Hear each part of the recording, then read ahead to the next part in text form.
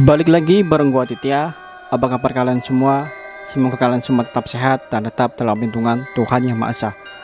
Kali ini gue kembali hadir dengan cerita baru, yaitu sebuah cerita yang ditulis oleh akun Twitter @hallonindi, dimana gue sudah meminta izin kepada yang bersangkutan untuk menceritakan ceritanya di cerita kali ini, yaitu sebuah cerita yang berjudul KKN di Rumah Angker.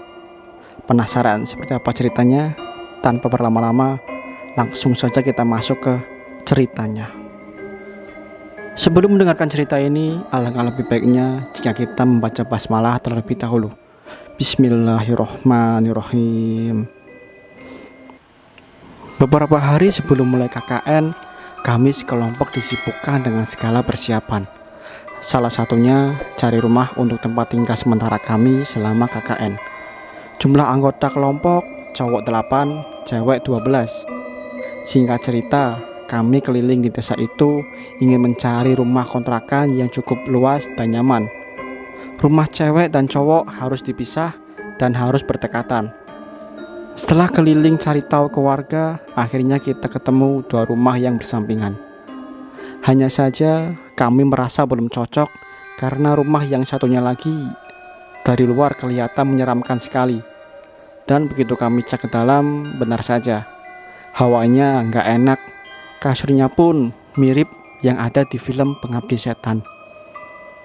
Setelah muter-muter, rumah keempat yang kita datangi ini kelihatan nyaman. Kelihatan nyaman banget, besar, murah, dan ada wifi-nya. Dan kita merasa cocok, akhirnya memutuskan untuk memilih rumah tersebut. Rumahnya besar, posisinya tepat berada di tikungan jalan raya. Rumah cewek ada satu lantai. Rumah pemiliknya tepat sebelah rumah yang dikontrak cewek. Karena lantai 2 rumah pemilik rumah itu kosong, jadilah diisi sama cowok-cowok. Akses naik ke lantai 2 tangganya ada di belakang dapur. Minggu pertama KKN berjalan lancar, aman, dan program kerja pun bisa terlaksana satu persatu. Saat aku dan Puspa belanja ke warung mau membeli sayur untuk makan malam nanti, tiba-tiba ibu warung bertanya, "Neng, KKN dari kampus ya?" "Iya bu." "Betah di rumah itu neng?" "Betah bu, enak, nyaman, rumahnya juga besar, halamannya luas, murah, dan pemiliknya juga baik." "Kenapa mamanya bu?" "Syukurlah, gak apa-apa neng. Setiap pagi selalu ada tukang sayur lewat di depan rumah." Lagi-lagi aku dan Puspa mendapatkan pertanyaan yang sama lagi. "Neng yang KKN di sini?" "Iya pak." "Hati-hati ya neng kalau nyebrang, soalnya sering ada kecelakaan di tikungan ini." "Siap pak, nengok kanan kiri dulu ya," sahut Puspa dengan nada bercanda. "Ya iya tuh neng, dan rumornya rumah ini juga angker. Soalnya terjadi kecelakaan selalu di tikungan ini, tepat depan rumah yang kalian tinggali ini. Jadi arwahnya banyak yang diam di sana." "Masa iya sih pak? Jangan nakut-nakutin ah," jawabku. Aku dan Puspa merasa janggal dengan cerita tukang sayur, tapi kita sepakat untuk tidak menceritakan ini ke teman-teman yang lain. Keesokan harinya, Dina cerita ke teman sepiketnya pas lagi masak di dapur. "Kemarin aku mimpi ada anak kecil cowok melambaikan tangan. Dia ada di samping rumah pemilik rumah ini, seperti nyapa ke kita karena kita nginep di sini." Yayu pun menjawab, "Oh ya, katanya ibu pemilik rumah ini dia juga punya anak, tapi aku belum lihat juga sih." Dina kembali menjawab, "Oh gitu, sampai ke bawah mimpi ya." Setelah masak, kami makan dan melakukan kegiatan seperti biasa. Malam harinya, Dina lagi nyuci piring di dapur, dan kebetulan ibu pemilik rumah, sebut saja namanya Ibu Ros, juga ada di dapur. Terus ngasih makanan.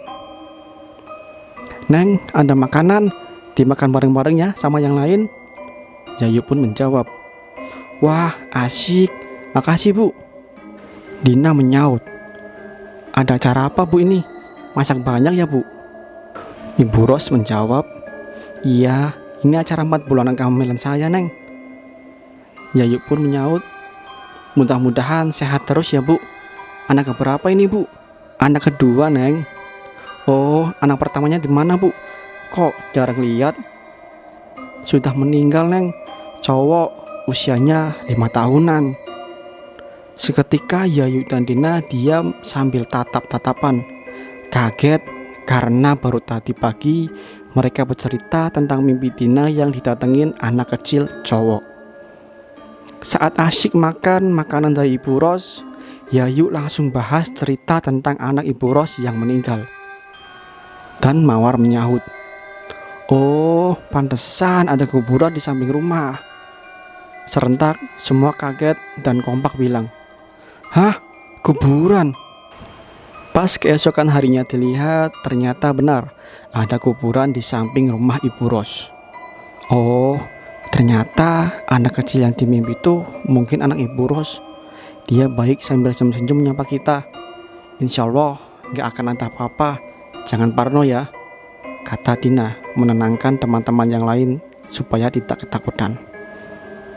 Kebetulan Dina memang orangnya agak sensitif.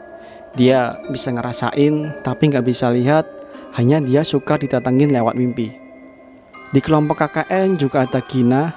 Dia emang punya sixth sense, tapi orangnya diam, gak suka ngomong apa-apa. Seminggu kemudian Dina mimpi lagi. Tapi mimpi kali ini dia didatangin kakek-kakek. Di mimpi kakek itu nyuruh kita pulang, jangan tinggal di sini. Dia memilih diam, tidak mau cerita langsung sama yang lain karena khawatir mereka jadi ketakutan. Malamnya anak cowok giliran ronda. "Kontrak rumah itu berapa?" Sekian kang." "Murah banget ya." "Iya kang, makanya kami pilih di sini. Selain rumahnya besar, harganya juga murah." "Oh, ya wajar sih murah." "Wajar kenapa kang?" "Rumah itu udah lama kosong. Rupanya sih rumah itu angker, banyak kejadian aneh. Tapi selama ini kita nggak pernah mengalami hal yang aneh. Syukurlah kalau nggak ganggu. Biasanya yang ngontrak di sana nggak bertahan lama. Perginya kami ada jadwal untuk gotong royong, namun tidak semuanya. Bagian piket tetap jaga di rumah biar rumah gak kosong. Puspa yang lagi di rumah baru beres nyuci, tiba-tiba dia lari dari kamar mandi ke dapur. "Aduh, kamu ngagetin aja. Kenapa sih Pus?" "Tadi ada bapak-bapak masuk rumah. Aku kira maling." Dia lari ke dapur, tapi pas dikejar gak ada siapa-siapa di dapur. Dan aku cek keluar juga gak ada. Kebetulan dapur di rumah ada 2. Dapur di belakang dan dapur di depan. Dapur depan langsung nyambung ke pintu samping menuju halaman rumah. "Ah, nggak ada orang masuk kok. Orang dari tadi aku di sini nonton TV." "Halo kamu Pus, nggak ada siapa-siapa lagi selain kita bertiga." Sorenya Puspa cerita sama Dina dan juga Gina. "Tadi pagi waktu sebagian gotong royong ada kejadian aneh. Aku lihat bapak-bapak di rumah. Dia masuk ke arah dapur. Aku kira maling, pas dikejar hilang." "Oh, kakek-kakek itu ya?" "Iya, emang ada." Tunggu. Maksudnya apa nih?" "Nah, aku kan pernah mimpi didatengin kakek-kakek, tapi dia nyuruh kita pulang dari sini. Aku baru cerita sekarang, karena khawatir kalian jadi takut tinggal di sini. Kan repot kalau harus cari rumah kontrakan lagi. Ya, aku pun baru bisa menceritakan sekarang, karena sebentar lagi KKN selesai. Sebenarnya aku udah beberapa kali lihat sosok kakek itu. Dia nggak ganggu kok. Kelihatannya rumah ini udah lama nggak ditempatin." "Oh iya, kakek itu nampakin ke kamu mau kenalan Pus." Gina sedikit menakuti Puspa. Ceritanya di minggu 1 dan 2 sampah sering dimasukkan ke kresek kecil dan dibuang tiap 2 hari sekali. Tapi dirasa sayang kresek atau sampah plastik dibuang-buang. Akhirnya kami memutuskan sampah di rumah dikumpulin di paper bag hitam yang gede. Sayuran bekas yang gak kepake juga dibuang ke sana. Jadi dibuang seminggu sekali. Awalnya biasa saja, tapi lama-kelamaan belatung suka ada di karung beras juga. Otomatis beras juga ikut dibuang. Awalnya teman-teman ngira emang karena ada sampah sayuran saja. Aneh gak sih? Masa jadi banyak belatung di dapur? Apa mungkin ulah penunggu di sini ya? Hus, sompral kamu. Iya, Pus. Kamu ingat gak tukang sayur dulu pas awal bilang apa? Katanya rumah di sini kan banyak penunggunya. Wah iya, aku baru ingat. Ibu warung yang di depan dulu pernah nanya juga. Jangan-jangan ibu warung sebenarnya udah tahu kalau di sini banyak penunggunya, tapi nggak mau cerita ke kita. Udah nggak apa-apa, sering aja di rumah, biar nggak ada yang gangguin. Ingat, kita lebih mulia daripada mereka. Gak usah takut. Melati, Puspa dan Mawar emang kebetulan satu kamar di kamar belakang di dekat dapur samping. Terus lanjut cerita-cerita tentang hal-hal aneh kayak gitu. Saat mau tidur, Melati meminta lampu kamar tetap dinyalakan saja karena takut. Sekitar jam 12 atau jam 1 malam, Mawar terbangun karena lampu kamar mati. Mel, bangun. Kamu tadi minta lampu kamar tetap nyala kan? Tapi kenapa mati ya? Iya, mungkin mati lampu. Udahlah, tidur aja. Saat itu Mawar gak bisa tidur karena gelap dan mendengar suara seperti orang jatuh di atap rumah. Mel, bangun. Itu suara apa ya? Kayak ada sesuatu yang jatuh di atap. Mungkin tikus. Mawar tidur sambil memeluk Melati karena ketakutan. Malam berikutnya masih di kamar itu sekitar jam 1, tiba-tiba giliran Melati yang terganggu. Ketika yang lain udah tidur, Melati terbangun sendiri karena kaget. Dia mendengar suara langkah kaki orang yang berlari kencang dari arah dapur menuju kamar, sampai gorden kamar dan selimut yang dipakai terhempas atau terbuka karena angin. Sewajarnya orang kalau lari kencang pasti ada angin kan. Kalau lewat dekat kita, itu gorden dan selimut sampai terbuka. Kebayang dong orang itu larinya sekencang apa. Pus, bangun. Puspa pun gak bangun-bangun. Mawar, bangun. Tetap gak bangun juga.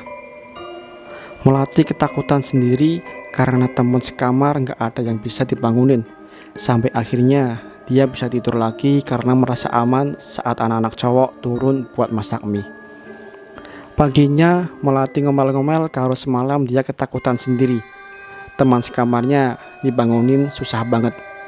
Dan Melati cerita tentang kejadian semalam. Akhirnya malam berikutnya semua cewek memutuskan untuk tidur di ruang tengah.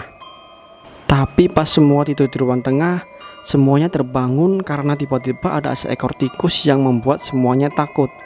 Sampai akhirnya anak cowok berhasil mengusir tikus itu, dan anak cewek mulailah cerita sama anak-anak cowok tentang semua kejadian aneh dari awal KKN sampai sekarang.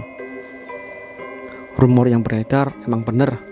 Di rumah ini banyak penghuninya, tapi ada yang baik dan ada yang suka ganggu. Aku kira gangguan ini memang karena penghuni di sini gak suka sama kita, karena tiba-tiba ada di sini. Dan rame-rame kita kan sering rapat dan nongkrong di sini. Wah kamu Gin, kenapa gak bilang dari awal? Aku kan pas awal nyuruh kita nyari kontrakan aku gak ikut, jadi gak tahu. Baru tahu pas pertama KKN aja. Terus aku juga gak mau kalian takut, nanti susah lagi cari kontrakan. Aku kira gak bakal sampai gangguin gini. Ya udah, mulai besok kita rutin ngaji aja ya bareng-bareng di tengah rumah. Sering kok kita ngaji, tapi masing-masing mat. Ya udah ngaji bareng-bareng tadarusan, yasinan, biar semuanya baik-baik saja. Sekalian aja kita sholat maghrib dan isya berjamaah yuk. Gak apa-apa yang cowok gak ke masjid dulu untuk saat ini, biar semuanya kembali normal lagi. Dan semuanya setuju. Akhirnya setelah kita sering sholat berjamaah dan ngaji tadarusan rutin, kejadian-kejadian anak ini mulai berkurang. Dan kita terbiasa kembali tidur di kamar lagi sampai akhirnya KKN selesai. Makhluk tak kasat mata memang ada di mana saja. Cuman ada yang baik dan ada juga yang suka mengganggu. Di mana saja kita lebih baik kita selalu ingat bahwa kita punya Allah Subhanahu wa taala yang selalu melindungi kita. Sekian. Terima kasih buat kalian sudah mendengarkan dari awal sampai akhir. Jika kalian suka dengan cerita ini, kalian bisa klik tombol like di bawah. Jangan lupa juga untuk klik tombol subscribe dan aktifkan juga loncengnya agar kalian tidak ketinggalan ketika channel ini upload video baru. Dimanapun kita berada, sudah sepatutnya kita saling menghormati dan tidak mengganggu satu sama lain. Jaga perkataan, jaga perbuatan. Sampai jumpa di cerita selanjutnya.